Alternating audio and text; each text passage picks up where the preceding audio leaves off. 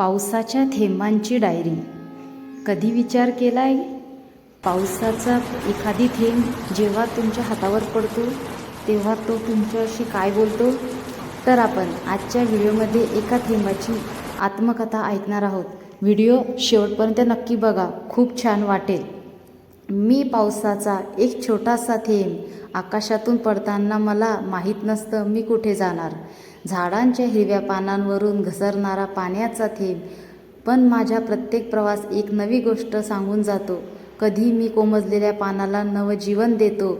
एखादं लहान मूल पावसात हात पुढे करून थेंब झेलताना, तर कधी खिडकीबाहेर वाट पाहणाऱ्या लहान मुलांच्या चेहऱ्यावर हसू उमलवतो.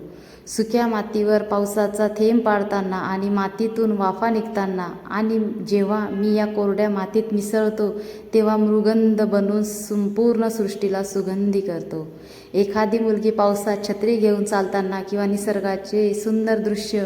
माझं आयुष्य छोटंसं आहे, पण मी धरणीला संजीवनी देऊन जातो.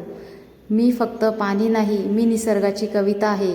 अशाच निसर्गमय आणि मनाला स्पर्श करणाऱ्या गोष्टी ऐकण्यासाठी आत्ताच चॅनलला सबस्क्राईब करा.